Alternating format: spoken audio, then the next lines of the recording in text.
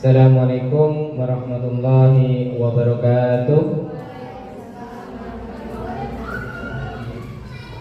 Kami ucapkan terima kasih kepada rekan-rekan semuanya yang sudah menyempatkan hadir pada kegiatan aksi nyata saya sebagai calon guru penggerak.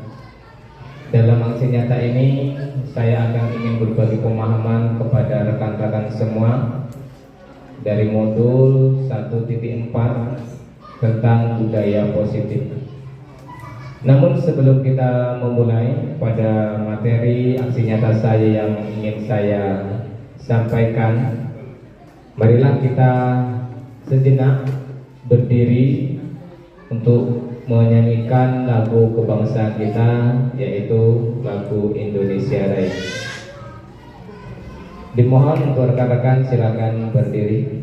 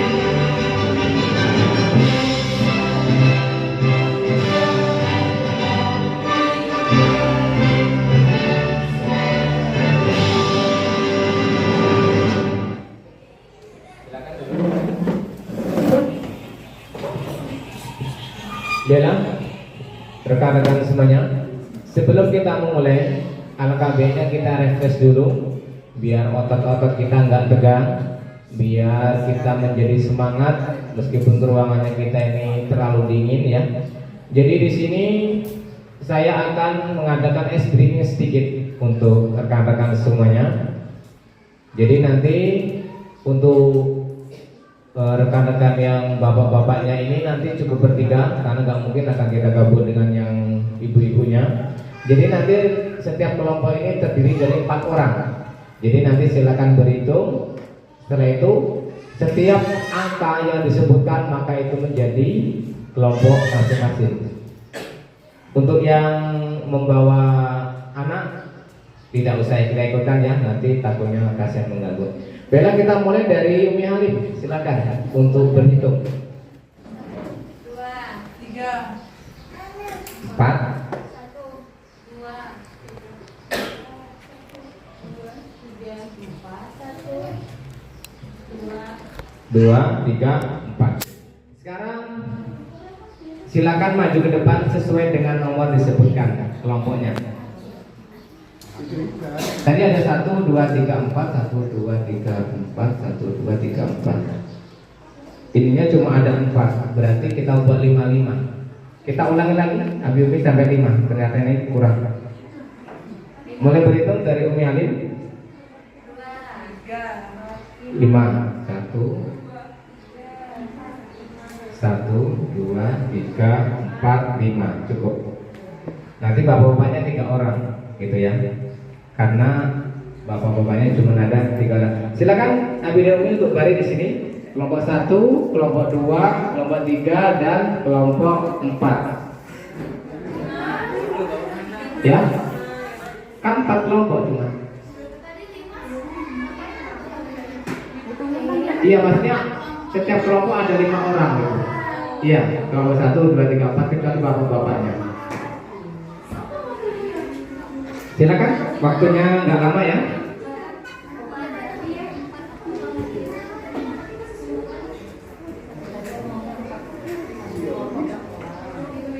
Iya, berarti dari angka 3 ya tadi ya listnya ya. Tidak, nggak apa-apa Bumi, masuk aja. Salah saya tadi hitungnya. Aryo sampai 3 tadi saya hitungnya. Iya. Perempat jadi 3 kelompok isinya 5 orang. Nah, nanti saya siapkan peralatannya.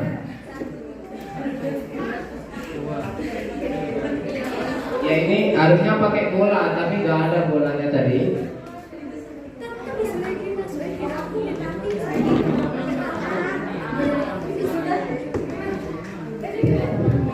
Dan ternyata kurang 1 ini. Oh pas. Ayo silakan. Untuk bapak-bapak di sini ya.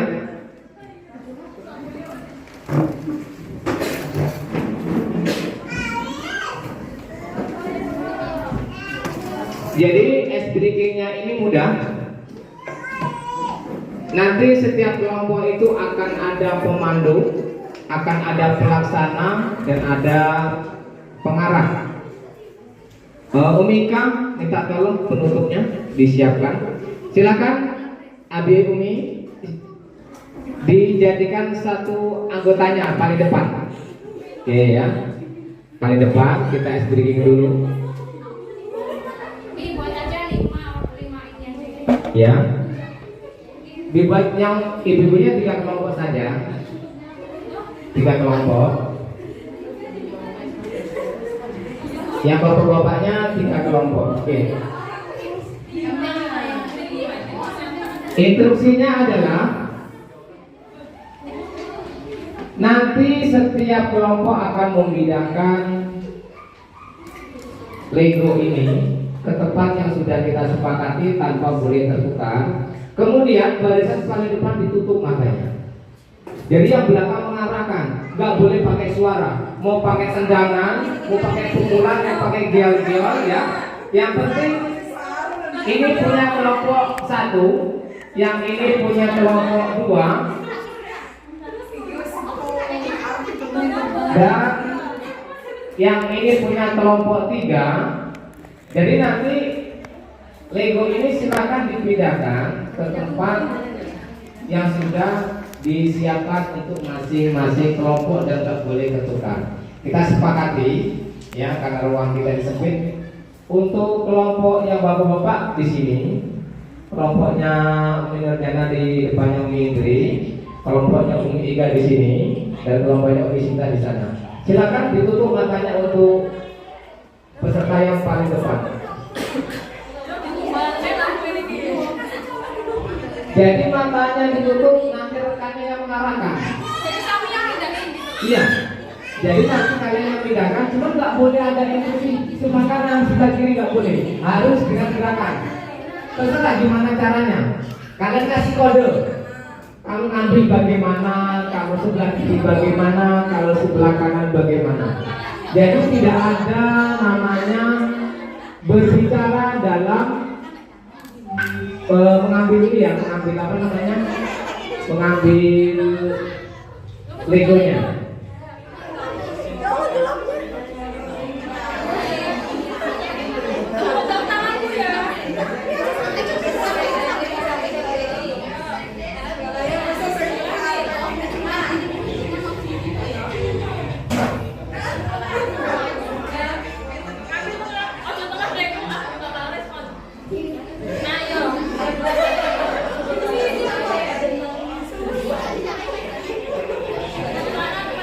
Oke, sudah siap ya Bumi ya?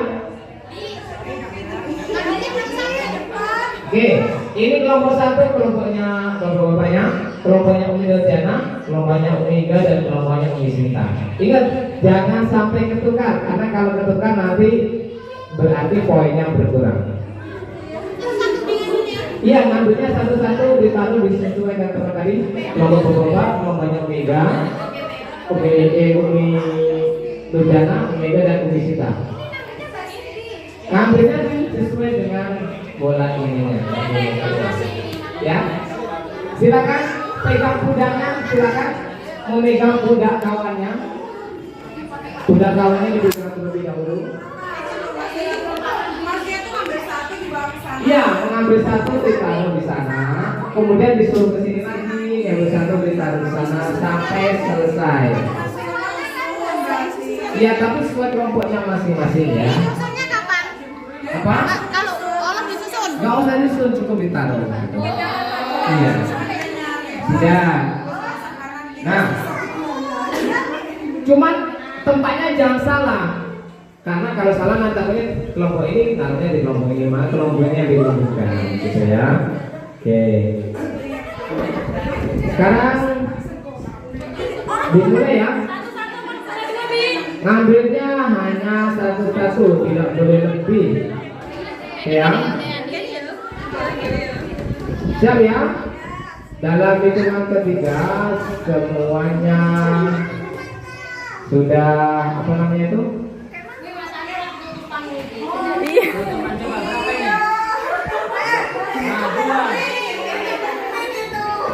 Siap ya?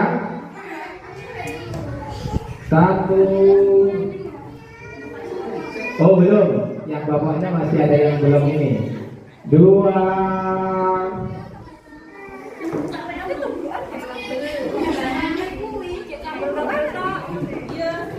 Tiga, mulai.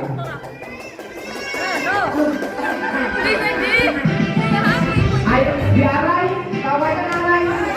Iya, satu-satu. Diarai kemana ininya? Ayo diarai.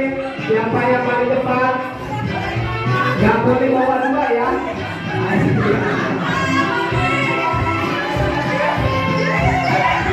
Awas tabrakan. Wah, ini.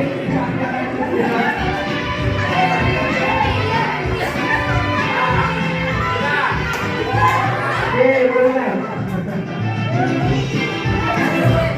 Iya. Satu lagi, kasih dua lagi.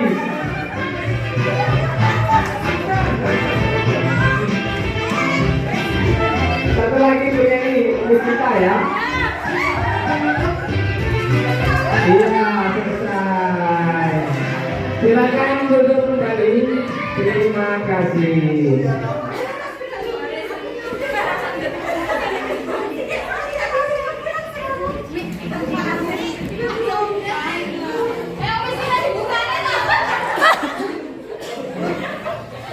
Ada nggak Abi Umi yang lebih dapatnya?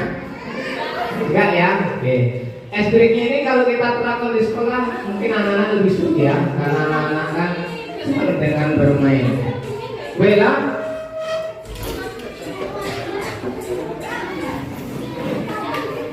habis ini kita akan masuk ke materi hari ini ya, tentang budaya positif.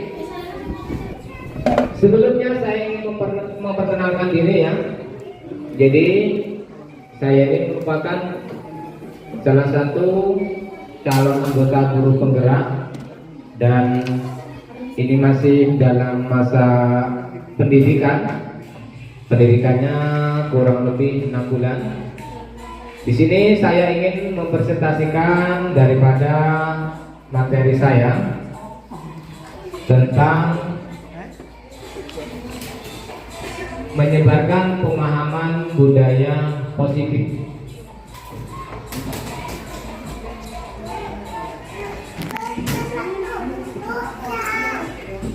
Abi dan Umi sekalian, perlu kita pahami bahwasanya dari setiap diri seseorang guru diharapkan memiliki kemampuan untuk dapat mewujudkan budaya positif yang ada di sekolah kita.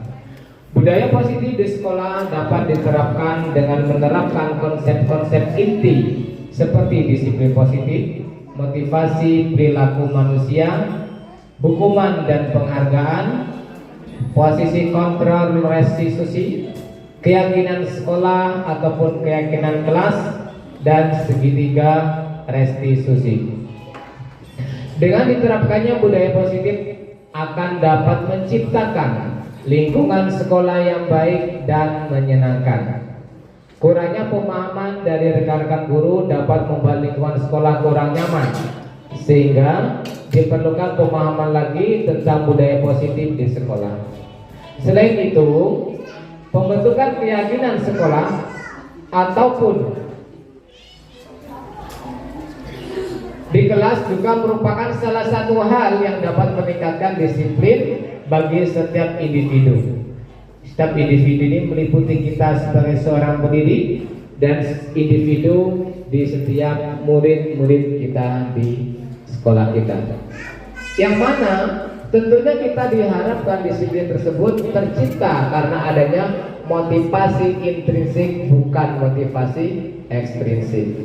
Ini sangat penting Bapak Ibu. Terciptanya disiplin positif pada diri ini karena adanya tumbuh dari diri kita, bukan dari paksaan orang lain. Berikutnya, tujuan daripada aksi nyata ini yaitu menerapkan budaya positif di sekolah, memberikan pemahaman kepada rekan-rekan semua mengenai konsep inti dari budaya positif, mewujudkan pembelajaran yang menyenangkan dan berpihak pada murid, serta menerapkan disiplin melalui keyakinan kelas. Bapak Ibu, dulu mungkin kita sekolah nggak pernah ada peraturan, kita nggak pernah ditawarkan sama guru tiba-tiba hukuman dan hukuman. Nah, saat ini kita akan memberlakukan sesuatu yang sudah kita sepakati bersama. Kira-kira nih kalau kita sudah menyepakati sesuatu, kemudian kita melanggar, maka konsekuensi yang akan kita berikan kita sudah siap pastinya. Berbeda halnya sesuatu yang belum kita sepakati kita melanggar dan kita mendapatkan konsekuensi, maka biasanya ini berat untuk menerima dengan ikhlas. Apa tolak ukur daripada rencana aksi nyata ini? Yang pertama tentu terciptanya atau terwujudnya budaya positif di sekolah kita. Yang kedua, rekan-rekan guru menerapkan konsep inti dari budaya positif, terwujudnya pembelajaran yang menyenangkan dan berpihak pada murid, serta meningkatkan disiplin siswa dengan adanya keyakinan kelas. Nah, ini yang diminasi. Di masa tindakan yang akan kita lakukan. Yang pertama, saya akan melakukan sosialisasi penerapan budaya positif, kemudian menjelaskan pentingnya memfasilitasi pembuatan keyakinan kelas, menempelkan keyakinan kelas yang dibuat di kelas, menandatangani kesepakatan kelas yang telah dibuat, melaksanakan kesepakatan kelas, dan dokumentasi. Ini sudah pernah saya lakukan sekitar 1 bulan yang lalu. Saya membuat kesepakatan kelas, saya tembak di bagian sebelah situ untuk anak-anak kelas 4, dan mereka menentukan pilihan mereka dan siap menerima konsekuensinya, bukan dari saya pribadi. Konsep dari inti budaya positif di sini ada 8 yang akan kita bahas pada aksi nyata saya ini. Yang pertama, nanti akan kita sama-sama belajar memahami tentang perubahan paradigma budaya positif. Kemudian disiplin positif, dilanjutkan dengan nilai-nilai kebajikan, kemudian kebutuhan dasar manusia, motivasi perilaku manusia, posisi kontrol guru, keyakinan kelas, dan yang terakhir segitiga restitusi. Abi dan Umi, rekan-rekan guru sekalian yang saya hormati, terdapat 6 pilar pada profil pelajar Pancasila. Yang pertama yaitu beriman, bertakwa kepada Tuhan Yang Maha Esa dan berakhlak mulia. Alhamdulillah, pada poin pertama ini kita sudah melaksanakan dan sudah melakukannya. Seperti kita menerapkan anak-anak untuk sholat 5 waktu. Ini termasuk bagian daripada beriman dan bertakwa kepada Tuhan yang Maha Esa. Berakhlak mulia, kita sudah menerapkan dan membiasakan kepada anak-anak kita. Seperti halnya yang kita lakukan setiap pagi hari, kita mengadakan apel sebelum masuk. Anak-anak berbaris rapi, bagian perempuan, bagian laki-laki. Kemudian bapak dan ibu guru berbaris rapi juga untuk menyambut, memberi salam kepada anak-anak sebelum masuk sekolah. Pilihan yang kedua yaitu berkebinekaan global. Ini wawasan. Kita sudah mengajarkan dan sudah memperhatikannya kepada anak-anak kita. Bergotong royong. Ini sering kita lakukan di setiap hari Jumat. Abi Umi memberikan jadwal kepada murid-murid untuk Jumat berbagi. Abi Umi memberikan arahan ketika ada salah satu murid yang terkena musibah ataupun orang tuanya, kita memberikan sumbangan ataupun gotong royong dalam hal membantu sesama rekannya. Ini sudah terlaksana, alhamdulillah. Yang ketiga kreatif, bernalar kritis, dan yang terakhir mandiri. Ini merupakan 6 daripada pilar profil pelajar Pancasila yang saat ini diterapkan dalam kurikulum Merdeka.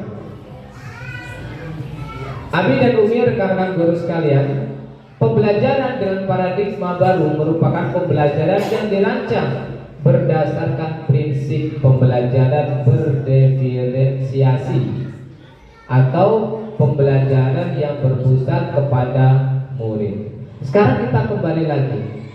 Saat kita memberikan siswa untuk membuat kesepakatan kelas, ini merupakan salah satu pembelajaran berpusat pada murid atau tidak? Saya ulangi, saat kita memberikan murid pilihan, kita membuat kesepakatan kelas. Nah, hari ini kita membuat kesepakatan kelas. Ini salah satu pembelajaran berpusat pada murid atau tidak? Jelas tentunya, karena kita memberikan pilihan kepada murid. Kita nggak memaksa. Terkecuali kalau rekan-rekan itu tiba-tiba masuk kelas buat peraturan sendiri, ditulis sendiri, anak itu patuh dan nurut dan ada hukumannya. Nah, ini kita tidak berpihak pada murid. Ini yang terjadi pada pendidikan terdahulu. Berbeda dengan pendidikan yang sekarang ini. Sehingga peserta didik apa yang didapatkan? Belajar sesuai dengan kebutuhannya, berdasarkan tahap perkembangan sesuai teori psikologi modern untuk mewujudkan profil pelajar Pancasila. Sekarang saya ingin bertanya kepada rekan-rekan semua, pernah tidak mengalami atau terjadi atau bahkan sering saat kita akan mengajar ada anak yang mengajukan pilihan? Abi Umi, hari ini kita belajar ini ya, hari ini kita belajar di sana. Pernah tidak Abi Umi? Pernah kan? Nah, ini merupakan salah satu bentuk bahwasanya kita sudah memberikan pendidikan kepada anak itu sesuai dengan kebutuhan.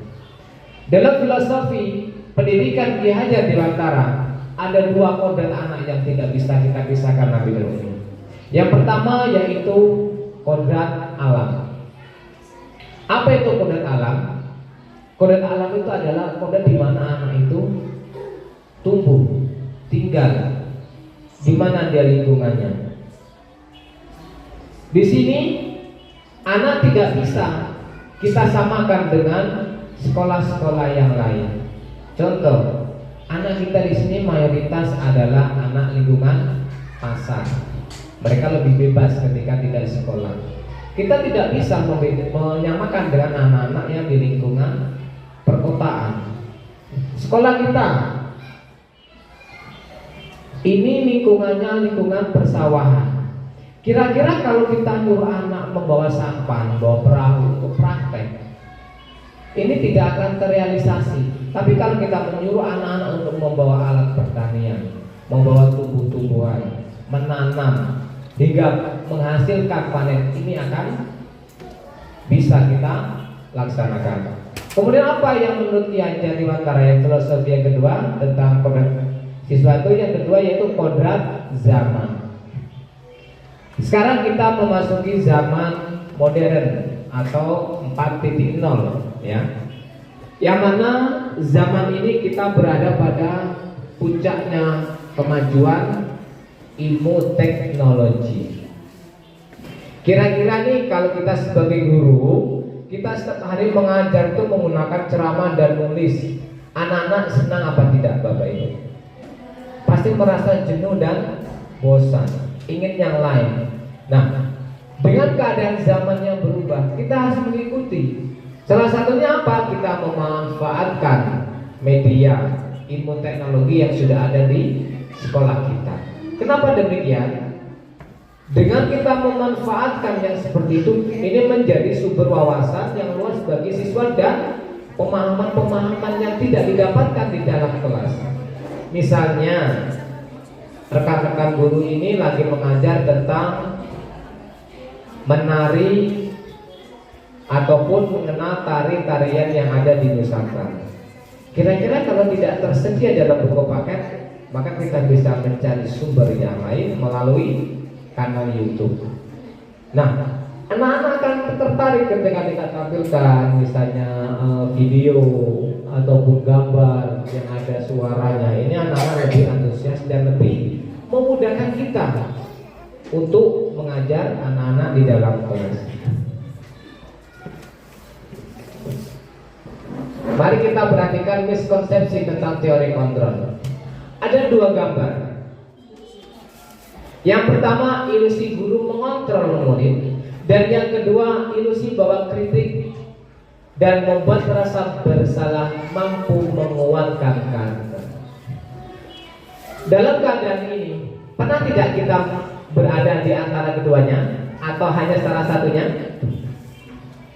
Abi dan Umi? Dua-duanya pernah kita berada di posisi ini? Iya. Inilah sifat kita sebagai manusia, pasti pernah berada di antara keduanya. Nanti akan kita bahas lebih lanjut bagaimana penanganan kasus-kasus ataupun masalah pelanggaran yang terdapat di sekolah kita. Pada gambar yang pertama, ilusi guru mengontrol.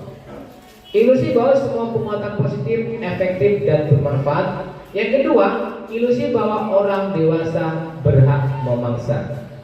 Kira-kira yang kedua ini benar gak orang dewasa itu berhak memaksa? Coba Liumi, orang dewasa itu berat tidak memaksa itu? Mungkin bisa juga berat, bisa juga tidak. Namun dengan penguatan positif ini lebih efektif ternyata dan bermanfaat daripada dengan penguatan orang dewasa harus memaksa. Kira-kira kalau kita di sini sebagai guru, kita sebagai orang dewasa tidak di sini? Iya kan, dewasa ya. Ada kalanya memang kita tuh selalu memaksa kepada anak-anak kita. Diam, jangan ribut, kerjakan tugas, selesaikan tugas dan lain sebagainya. Ini terkadang muncul pada diri kita tanpa kita rencanakan terkadang. Namun itulah kondisi yang terjadi pada diri kita sebenarnya selama ini. Terkadang kita ini lebih mengambil jalan pintasnya saja tanpa memberikan pemahaman kepada anak-anak kita. Untuk itu perlu kita ketahui bahwasanya sebagai pendidik kita harus mengetahui dulu kita ini saat ini ketika ada masalah, posisi kita sebagai apa sih? Apakah sebagai merasa bersalah, atau sebagai penghukum, atau kita sebagai teman relasi, atau kita sebagai manajer? Ini nanti ada tempatnya masing-masing. Makanya salah satu pokok bahasa kita nanti akan membahas tentang menempatkan posisi kita saat kita menghadapi masalah yang dilakukan oleh siswa di sekolah. Saya tidak yakin tidak ada guru yang tidak pernah mendapatkan masalah. Pasti ada masalah 1, 2 atau bahkan lebih. Kadang masalah itu timbul dari satu siswa atau beragam, atau hanya satu pembuat masalah yang bisa menyebarkan masalah-masalah kepada yang lainnya. Merubah paradigma stimulus respon ke pendekatan teori kontrol. Stimulus respon tentang dunia, teori kontrol tentang dunia. Yang pertama, realitas kebutuhan kita sama. Sekarang kita jawab, benar tidak, Bu? Pak, realita kebutuhan kita itu sama. Benar tidak di sini? Tapi di situ dirasa lagi, realitas kebutuhan kita berbeda. Ini terjadi pada anak-anak kita. Terkadang sesuatu yang dilakukan anak kita, pelanggaran yang dilakukan anak kita, itu memiliki makna, maksud tertentu. Misal ada anak pura-pura nangis saja, ternyata dia butuh perhatian. Ada anak yang dia kerjaannya jalan-jalan, aktif, ternyata dia butuh aktivitas yang membuat mereka menjadi diam.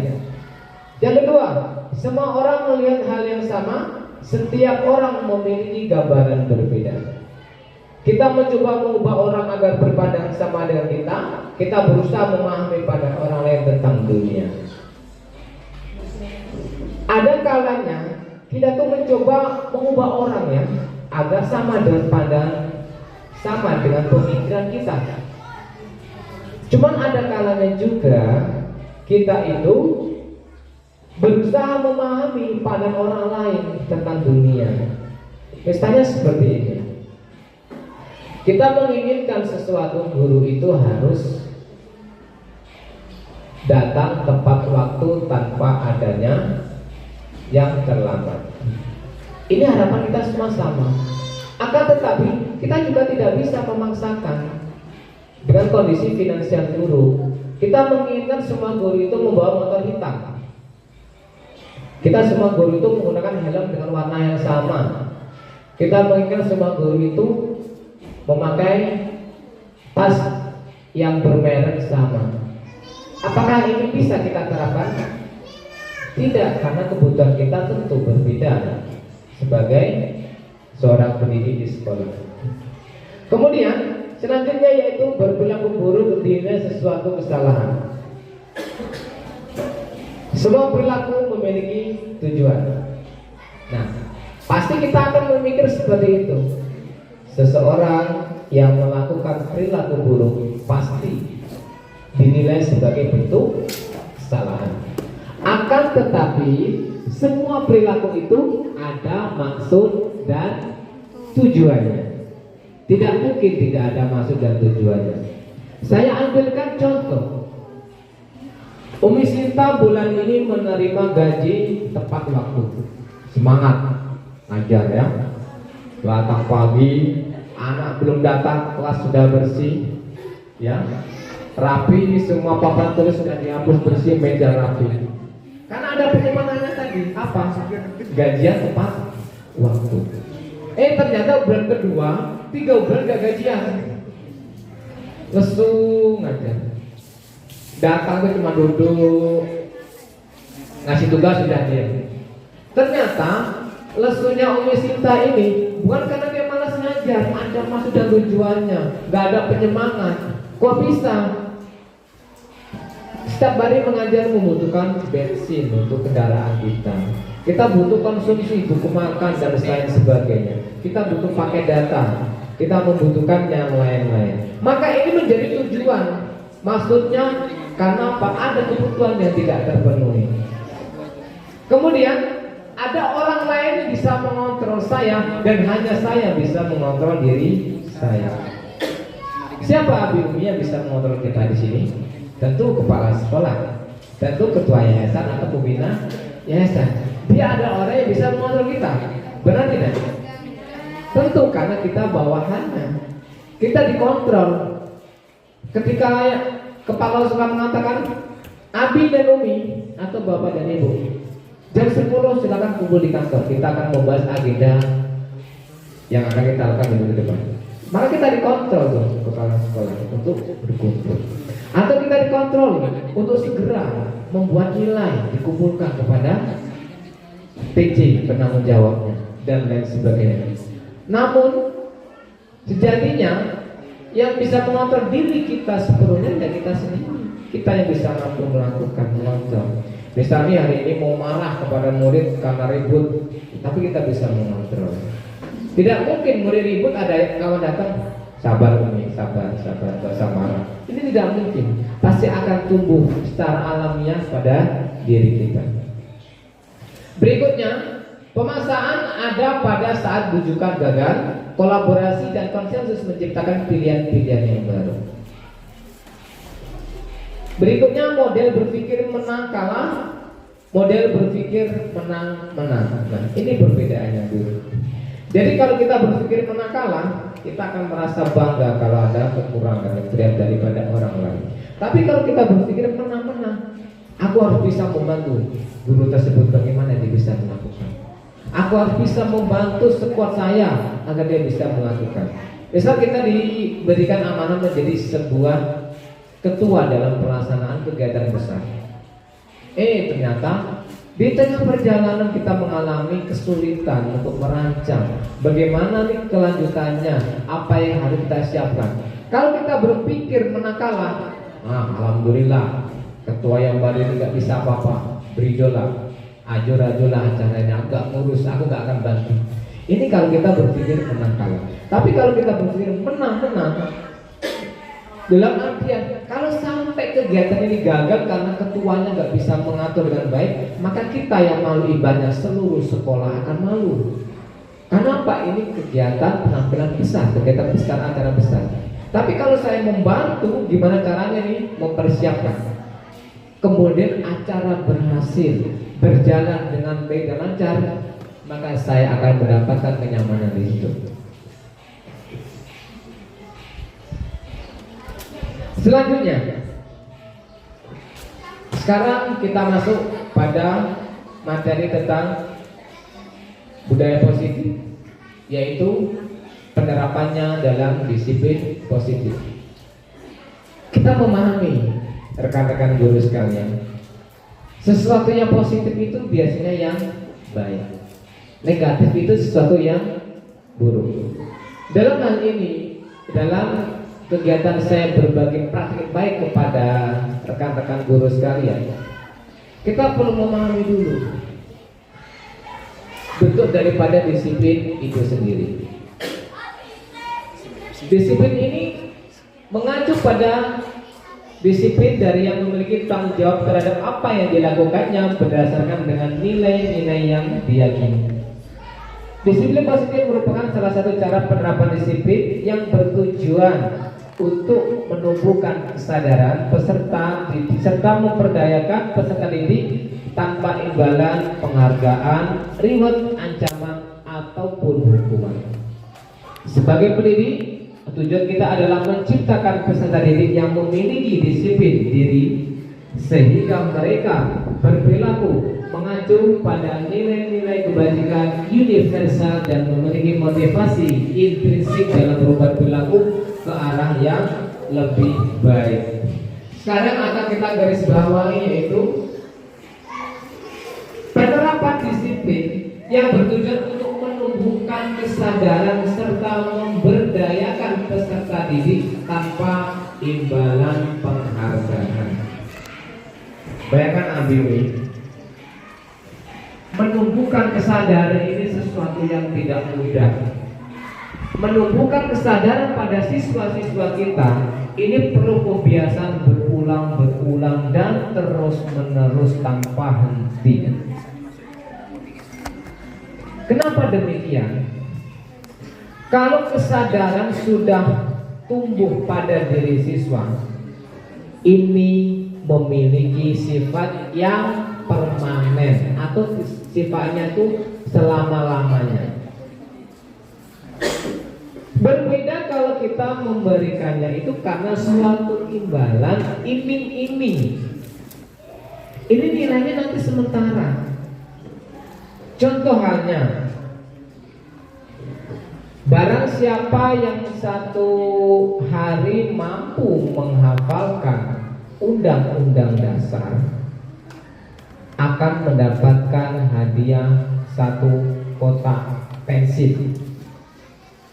Anak yang menginginkan benda tersebut atau anak yang benar-benar butuh dengan hadiah tersebut dia akan bekerja keras. Gimana caranya harus apa? Berbeda hanya kalau nggak ada iming-iming. Silakan hari ini apakah undang-undang 1 hari selesai, maka antusias akan berbeda dengan adanya iming-iming tadi. Atau mungkin kita akan memberikan ancaman kepada murid ketika mereka akan melakukan pelanggaran. Tentu ini berbeda dengan kita memberikan pengarahan dan pengertian. Makanya pada kurikulum ini kita sebagai pendidik ini, kita itu harus bisa mengetahui dulu tentang keadaan murid kita, kebutuhan murid kita, dan kita dituntut terus-menerus memberikan suatu pemahaman dalam bentuk pengamalan yang terus-menerus atau kontinu yang harus kita lakukan. Kita tidak bisa menyamakan pendidikan kita zaman dahulu dengan sekarang. Mungkin zaman dahulu kalau guru-guru masuk itu bawa mista 1 meter, kita akan terdiam, takut. Guru-guru kalau sudah nulis kita diam. Tapi berbeda hanya dengan kondisi pada saat ini. Apa nilai-nilai kebajikan yang perlu kita terangkan, yang perlu kita ambil? Dalam hal ini, nilai-nilai yang disepakati bersama, lepas dari suku, bangsa, agama, bahasa, maupun latar belakang. Jadi kita sebagai pendidik itu harus tegas. Jangan sampai kita itu ada rasa pilih kasih dengan salah satu siswa yang ada di kelas. Ini anaknya ketua dewan, agak takut nih kalau agak hukum fisik. Ini anaknya bapak itu nggak marahan, uji aja kalau hukum semaunya. Atau dalam hal pemberian nilai, kadang kita melakukan kesalahan atau tidak, atau mungkin berlebihan. Nggak enak ini ibunya kawan kasih nilai gede dikit. Ini maknya ini dulu pernah saya kandung, belikan saya jilbab, belikan saya baju, kasih nilai tambah banyak dikit. Padahal itu tidak sesuai dengan kompetensi yang murid miliki. Jadi halo efek ini memang perlu kita buang jauh-jauh. Atau mungkin juga terjadi sesama kita rekan guru ya di sini misalnya. Misalnya, besok ternyata Abi Balen ada acara nih, akikoh. Aku nanya kado lah banyak-banyak. Karena kemana Abi Balen itu baik sama saya, kasih saya bungkus karung, kemplang 2 bungkus. Kita bawa banyak-banyak. Ternyata ada guru baru kita, rekan baru ya, baru ngajar. Tiba-tiba nikah, alah rekan baru nikah, dah nyumbang 50.000 kebanyakan, 25 aja. Padahal guru tersebut sudah nonjok pakai besek, nyumbang 25.000. Nah, di sini kita ada halo efek, rekan-rekan semuanya. Ini tidak baik. Halo efek ini selalu muncul terkadang sama kita. Kita nggak bisa mungkiri ya, pasti kita nih samarkan, kita nih pasti ada rasa pilih kasih, lebih condong ke situ, lebih condong ke sini dan lain sebagainya. Ini wajar, ini hal lumrah. Cuman kalau bisa nggak perlu kita tampakkan kepada rekan kita yang lain. Ya kalau misalnya kita ada sedikit rezeki membawa makanan atau apa, sudah kita kasih semuanya. Kalau makanan itu kiranya kalau cukup, ya sudah cukup kita taruhkan di meja, kita panggil. Abi dan Umi ada makanan sedikit, silakan dimakan. Tapi kalau tiba-tiba bawa makanan kasih buat atau kotak lainnya cuma liatin. Ini ada halo efek yang ada pada diri kita. Maka dari itu nilai-nilai yang disepakati bersama itu gak bisa kita bedakan. Dia ini orang Jawa, dia ini orang Sunda, ini orang Lampung, orang Kampreng dan lain sebagainya. Atau latar belakang keluarganya jadi melo-melo juga. Ini masih keluarga saya, bibinya dia itu masih dulu dari istri saya. Atau pilih kasih dari bentuk fisik. Mulai ini kalau yang agak glowing dikit, nggak mau lah kawan sama yang agak gosong-gosong. Ini kan kita perbandingan ya. Ada pengecualian, fisik juga jadi permasalahan. Suku, ras ataupun agama itu nggak boleh. Makanya di kebinekaan global ini, meskipun kita beda, tetap juga kita sama. Di sini kita sebagai guru, tugas kita adalah mendidik murid-murid kita mendapatkan ilmu dan pemahaman baru. Murid-murid juga memiliki tujuan yang sama yang ada di sekolah, yaitu belajar menuntut ilmu di sekolah. Dalam profil pelajar Pancasila ada 6 dimensi tadi yang sudah kita sebutkan. Kemudian dari Ibu Primaries atau programnya itu ada toleransi, rasa hormat, integritas, menghargai, antusias, empati, keingintahuan, kreativitas, kerjasama, percaya diri, dan komitmen. Sekarang kita flashback kepada masalah-masalah kita bidang ini. Kita mungkin punya komitmen yang ketika lagi semangat, aku besok mau mengajar, aku mau fokus memperhatikan anak-anakku yang belum bisa baca, aku mau fokus anak-anakku yang belum bisa hitung-hitungan. Ini komitmen kita pernah tidak muncul seperti itu?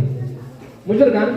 Atau kita punya komitmen, saya ingin menjadi guru yang menyenangkan buat murid, saya mau banyak-banyak memberikan mereka permainan, memberikan mereka itu misalnya belajar yang aktif, tidak monoton guru yang berbicara. Ini komitmen pernah kita buat. Akan tetapi komitmen itu pernah tidak mengalami perubahan dengan keadaan yang terjadi seiring waktu berjalan. Pasti pernah akan berubah. Yang mungkin kalau kita membuatkan sebagai diagram, tadi kadang naik, ya, kadang juga turun. Ada kalanya kita tuh menggebu-gebu aja, karena sampai istirahat gak terasa udah istirahat. Kadang belum terasa perut kosong itu belum diisi, saking semangatnya mengajar kita nggak tahu waktu. Ini terjadi semua pada diri kita. Kemudian kerjasama, percaya diri, keingintahuan ini pasti muncul kepada kita. Misalnya, apalah rahasianya Umi Sinta ini ya, kok ngajar gak pernah marah sama anak terus selalu tersenyum, sabar. Ada gak kita rasa ingin tahu seperti itu kan? Kadang ada ya, ingin tahu. Atau misalnya melihat Umi Ega, saya tuh belum pernah lihat Umi Ega itu marah-marah sama anak. Gimana sih solusinya? Apa sih rahasianya Umi gak pernah marah sama anak? Kok sabar ya punya anak yang sekolah tuh pakainya gak karuan, gak pakai sendal, kadang seragam apa yang dipakai di hari apa misalnya. Atau misalnya sama Umi Nur, hebatnya Umi Nur itu gurunya kayak gitu, kok masih betah jadi guru misalnya kan. Ini rasa keinginan kita benar-benar. Kemudian ada rasa empati, antusias. Ini terkadang muncul pada diri kita.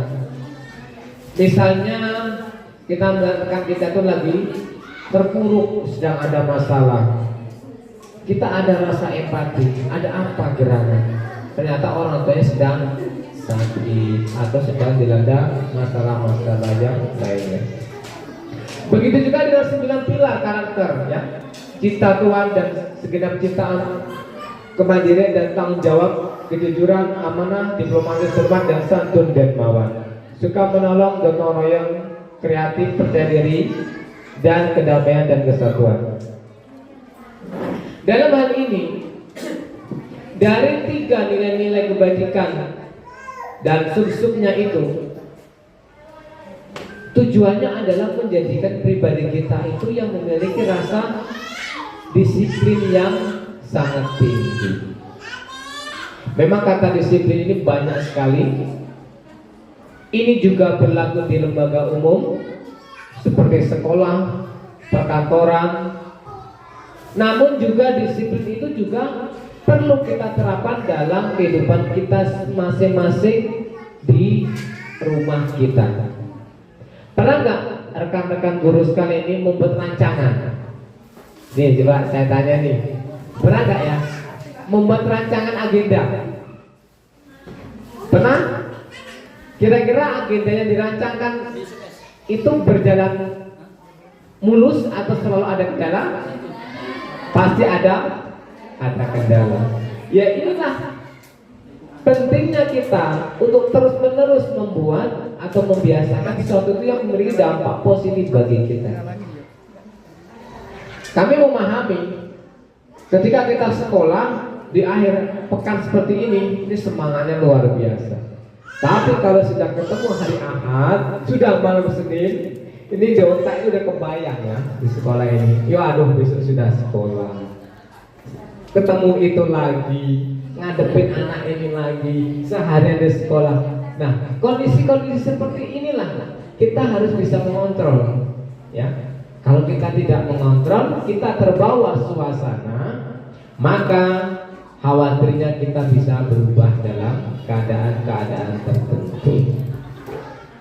Oke, Bella sebelum kita lanjut ya, dari 6 menit ya. Berapa menit? Kurang 10 menit lagi. Ya Allah masih banyak. Oke, kita sedikit lagi ya, satu kali lagi. Nanti kita percepat. Semuanya ayo berdiri. Kita sama-sama berdiri biar kita ini punya gairah yang semangat gitu ya. Sebagai pendidik ini jangan sampai kita nggak semangat. Nah ini berdirinya enak ini. Oke, kita mulai ya. Sebuah persembahan dari Guneba Alda.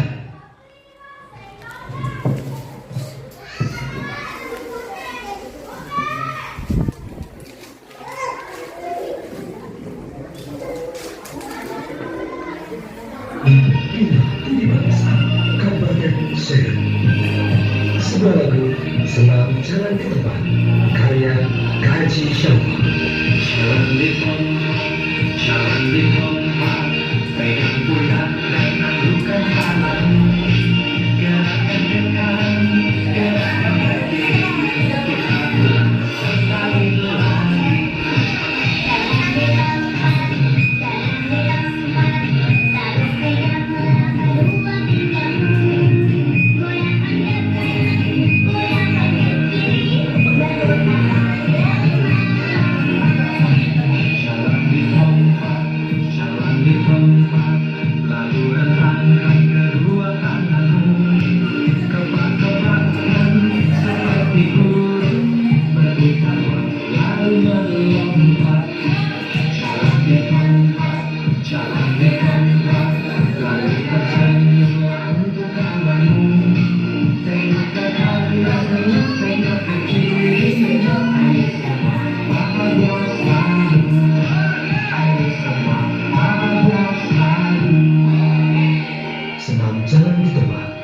Spesial lagu yang diciptakan Kaji Syafal untuk guru dan anak Indonesia agar tetap sehat, kuat, dan cerdas. Selamat menikmati.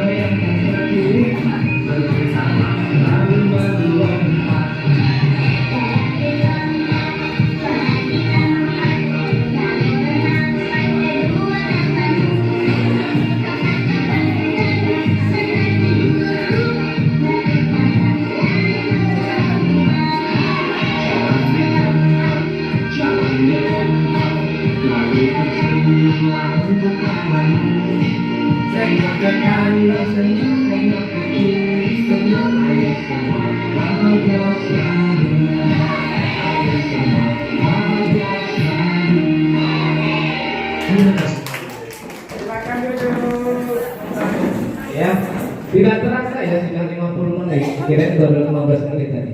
Oke, kita percepat.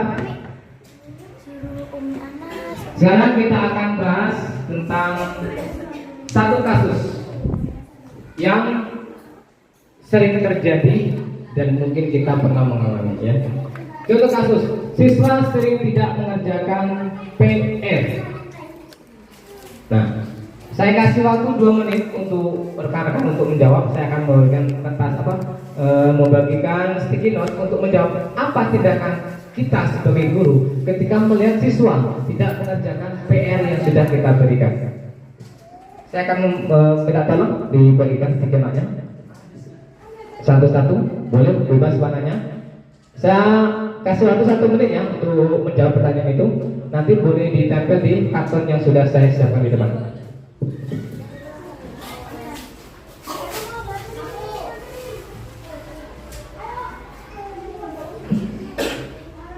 Yang sudah boleh dikumpul.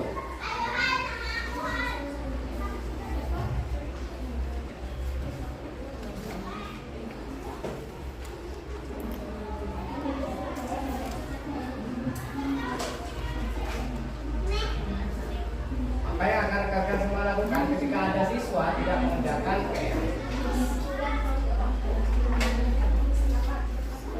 Lapor polisi.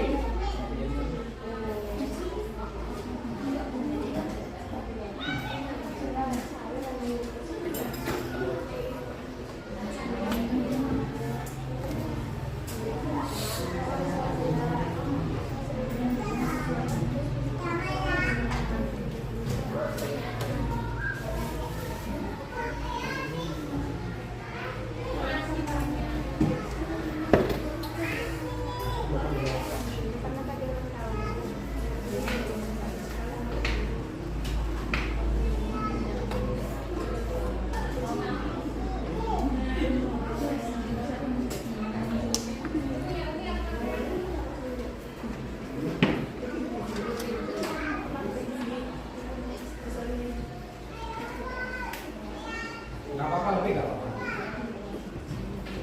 Silakan dikumpul. Waktunya habis.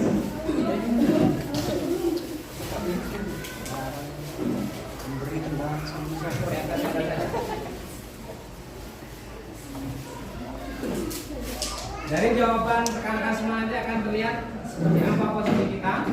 Apakah sebagai manajer, sebagai pembuat masalah, sebagai teman, relasi.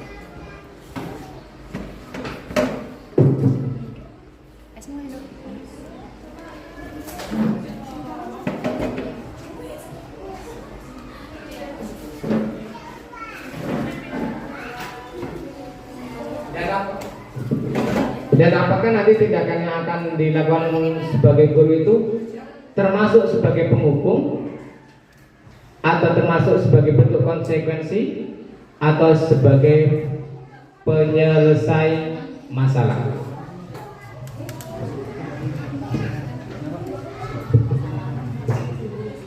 Cukup ya, habis waktunya ya. Silakan dikumpul sambil dinikmati hidangan yang sudah disediakan. Silakan sambil dinikmati ya hidangannya. Sudah habis? Oke, terima kasih.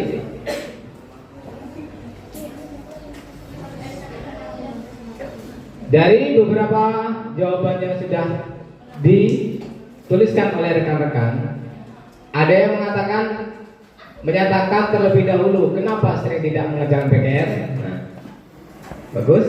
Menanyakan alasan tidak mengerjakan PR, memberikan hukuman, menanyakan terlebih dahulu, memberikan arahan, ditanya terlebih dahulu, mengajak siswa bersama-sama untuk mengoreksi, tidak mengerjakan PR karena tindakan kita adalah memberikan kesempatan untuk menyelesaikan alasan kenapa sering tidak mengerjakan PR. Mari kita akan lihat daripada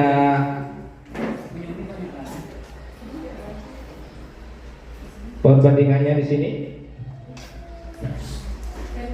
Saat kita memberikan hukuman, maka kita berada di posisi penghukum, yang mana misalnya kita menghukumi sesuatu dengan bentuk yang kita berikan, menulis, segera mengerjakan atau lain sebagainya.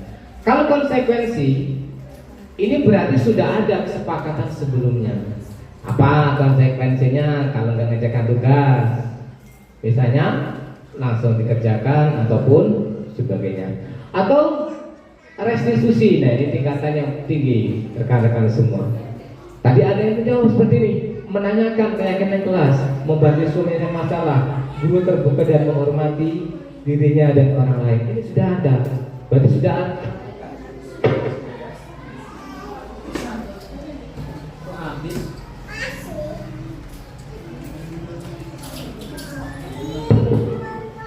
Tadi ada yang menulis menyatakan terlebih dahulu kenapa sering tidak mengerjakan PR. Kemudian di sini juga tadi menanyakan alasan kenapa tidak mengerjakannya. Ini penting rekan-rekan guru sekalian, kita bertindak seperti ini. Misalnya Umi Ega ini memberikan materi tentang matematika. Si Ahmad ini nggak pernah mengerjakan PR. Tanyakan dulu, jangan langsung ngamuk-ngamuk, jangan langsung menjustis. Kamu ini nggak mau mengerjakan tugas, kamu ini pemalas dan lain sebagainya. Kita tanyakan dulu, selesaikan masalahnya. Oh ternyata Ahmad ini masih buta huruf. Kita kasih materi tentang penjumlahan dan perkalian, dia masih buta huruf, maka ini tidak sesuai. Nah, ini Abi Umi, 5 posisi kontrol kita sebagai guru. Yang pertama penghukum. Nah, kalau tadi kita memberikan hukuman, maka kita berada di sini penghukum. Atau kita membuat rasa bersalah. Sering kalau kita atau saya pribadi itu lebih sering di sini dan di sini. Benar nggak Abi Umi? Kita sering di sini ya, di sini dan di sini, membuat rasa bersalah. Anak maling, anak berkelahi, pakil. Kenapa kamu berantem? Kamu salah dan ini, minta maaf. Nah, ini kita sudah berada di posisi kedua, membuat rasa bersalah. Beda hanya dengan kita berada pada posisi teman, ngajak ngobrol dulu, nyantai, cerita, baru permasalahannya kita selesaikan. Kalau manajer beda lagi, ini tingkatan yang sangat tinggi ya, Bill. Ya seperti tadi itu. Misal kita melihat salah satu guru kita, ya, misalnya kita itu melihat Umi Indah ini setiap hari datangnya terlambat. Kita nggak bisa menjustis marah-marah. Tanyakan dulu. Ternyata Umi Indah sering terlambat ini jalannya susah.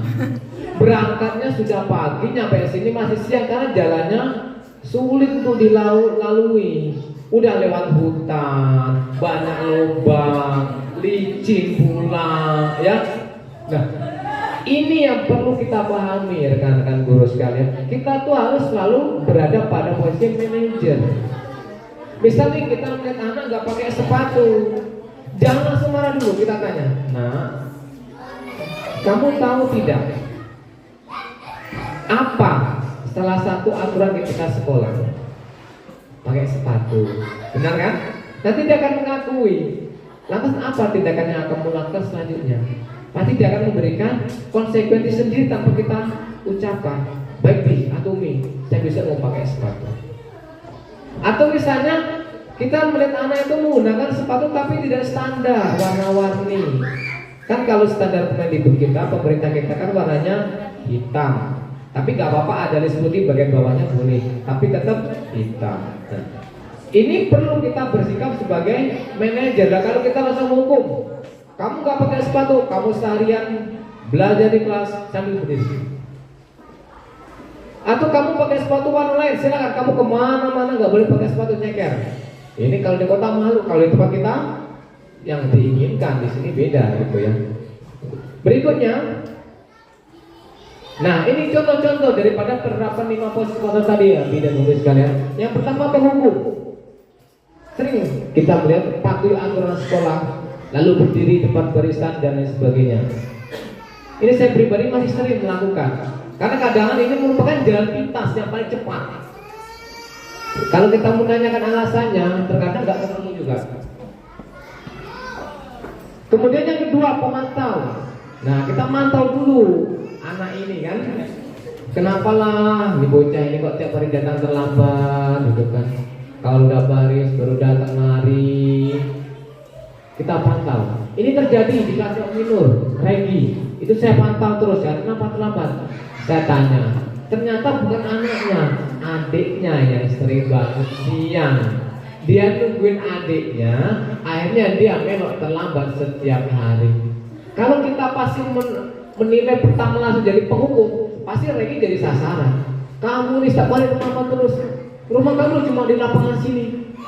Ternyata bukan dia pembuat masalahnya. Yang menjadikan dia sering terlambat itu adalah adiknya sering bangun siang. Mungkin karena anak bungsu, perempuan juga, saudaranya laki-laki manja, jadi masih susah untuk diterapkan. Yang kedua, yang ketiga, ayo anak yang ngerti, buat guru bangga. Kali ini tidak apa-apa kamu salah. Ingat, kalau kita ngomong kali ini nggak apa-apa kamu bersalah, besok ulangi lagi anak. Udah nggak apa-apa, kali ini kamu salah. Jadi yang dipikir nggak apa-apa kali ini salah. Jadi besok lagi ucapan itu akan diingat lagi. Atau yang ketiga, kita buat masalah. Nah ini sering kita ketemu ya, terutama sama kali masih Ongki. Berapa kali dibilangin rambutnya dipotong, nggak dipotong-potong. Mungkin kita belum, kalau kita berada di posisi manajer pasti akan tanya, nah kamu tinggalnya di mana? Orang tuamu kerjaannya apa? Kamu sekolah dengan kaki apa diantar? Nanti kita akan tahu nih anak ini kenapa nggak potong rambut. Mungkin nggak ada uang, mungkin nggak ada yang mengantar, atau mungkin dia tuh nggak tinggal dengan orang tua, ikut sama saudara ataupun neneknya. Nah ini yang sudah dilakukan ya waktu itu kepada anak-anak kelas 4. Saya membuat kesepakatan kelas. Ya seperti ini tadi, mungkin Abi dan Umi atau rekan guru sudah melaksanakan. Nah ini langkah-langkahnya, tentu kita sudah tahu langkah-langkah membuat keyakinan kelas. Nah ini dia puncaknya Abi dan Umi. Segitiga restitusi. Yang pertama, validasi tindakan yang salah. Ini harus kita miliki rekan-rekan guru sekalian. Setiap ada permasalahan, setiap ada pelanggaran yang terjadi atau pelanggaran yang dilakukan oleh siswa, kita validasi dulu. Bentuknya itu apa? Jangan langsung kita itu tidak memvalidasi langsung memberi hukuman kepada anak tersebut. Yang namanya validasi kan kita cross check dulu ya. Kita lihat dulu keadaan atau permasalahan yang sebenarnya. Setelah kita validasi, baru kita menanyakan keyakinan. Ya, keyakinannya apa? Misalnya kita melihat anak itu tertidur di kelas. Jangan langsung kita gebrak meja, banting kursi, lempar penghapus. Jangan, itu akan menjadikan anak itu down mentalnya. Kita validasi dulu anak ini. Kenapa siswa satu ini sering tertidur di kelas? Kita validasi dulu, tanya. Nah, kamu tinggal di mana? Alas tutupan misalnya. Kamu kalau malam tidur jam berapa, nak? Saya biasa tidur di Umi jam 12 malam. Kamu ngapain aja jam segitu baru tidur? Saya bantu ibu ngantar barang ke pasar. Baru bisa pulang, baru bisa tidur. Setelah kita validasi, baru menanyakan keyakinan. Kamu tahu nak, posisi kamu itu sekarang bukan bekerja, tapi posisi kamu sekarang itu adalah sebagai pelajar. Kewajiban membantu orang tua boleh, tapi kamu tidak boleh meninggalkan kewajiban kamu dalam menuntut ilmu. Bantu orang tuamu sebisa mungkin, jangan sampai meninggalkan waktu istirahatmu yang cukup, karena nanti berdampaknya banyak. Setelah kita melakukan lalu menanyakan keyakinan, baru kita menstabilkan identitas tadi. Bagaimana menstabilkannya? Kita memberikan dia arahan, kita pertemukan antara si anak dengan orang tua. Datang ke rumah kita misalnya, ibu, bapak, anak ibu posisinya sekarang adalah pelajar. Anda mendidik anak itu adalah kewajiban Anda, dan Anda memberikan hak kepada anak Anda sepenuhnya untuk belajar. Silakan Anda menjadikan anak ini berbakti kepada orang tua dengan membantu kesibukan-kesibukan yang Anda lakukan.